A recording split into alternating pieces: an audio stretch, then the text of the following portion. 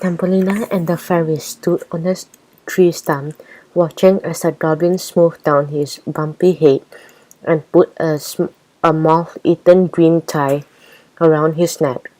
"What do you think? Is this fancy enough?" he asked Thumbelina. "Sure, you look great," Thumbelina said, stifling a giggle behind her hand. Rachel and Kirsty rolled their eyes. "I don't care," said the goblin. "I just can't wait to see the faces of the other goblins in Goblin Grotto when they hear about this." He rubbed his head together.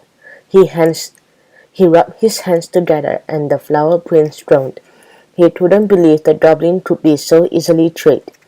But then he hadn't met many goblins. The other two goblins were looking very grumpy. They had found some old vests for the occasion, but they were a pretty tight fit. "I will conduct the ceremony," said Elle, stepping onto the highest point of the tree stump. Thumbelina stood in front of her, and the goblin knelt down beside the tree stump. "First you must exchange your ring," said Elle. Goblin gave Thumbelina her ring. "Give me my ring first," demanded the goblin. Elle shook her head.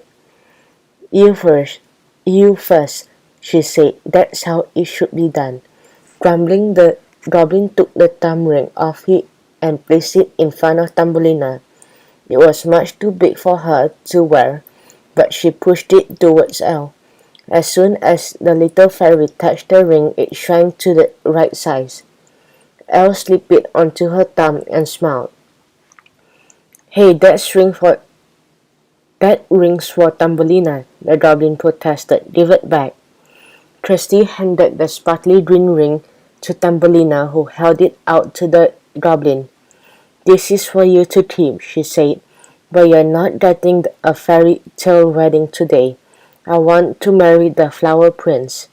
With that, she ran into the prince's arms, and the two of them embraced joyfully. Suddenly, bells started to chime all around them. Rachel clapped her hands in delight. "They're bluebells," she cried.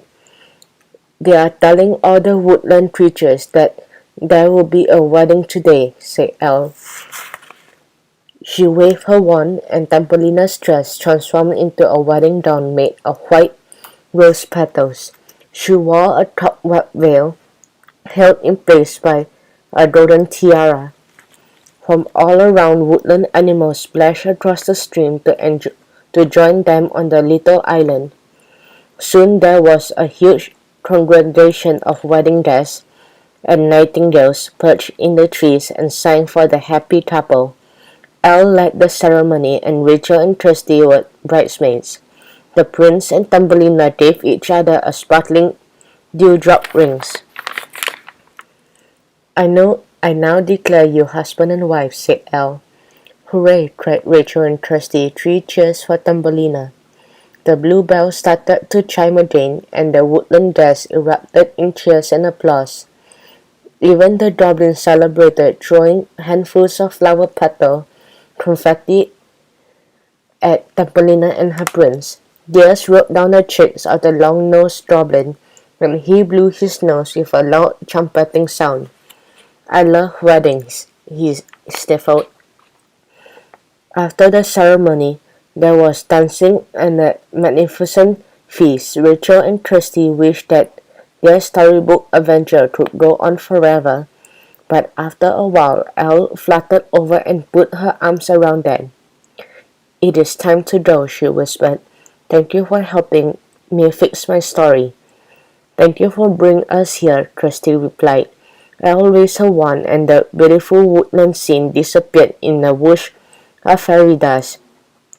When the sparkles faded, the girls found themselves sitting beside the river at the storytelling festival.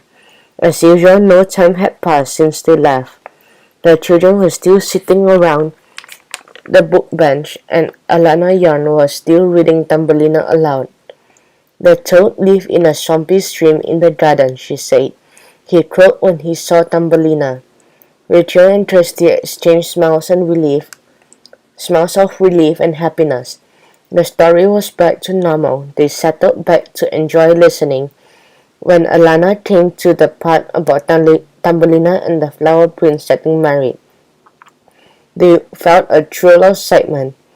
All their woodland friends came to the wedding and their fairy friends too.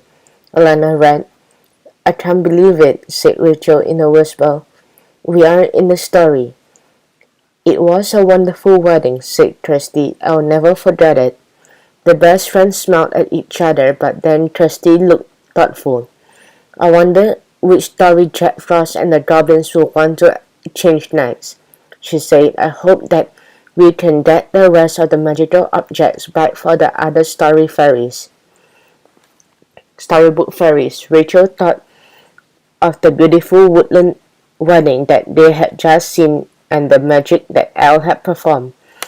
When she looked, then she looked around at the rapt face of the other children. "We will," she said, feeling determined. "Stories are too important to let Jack Frost ruin them."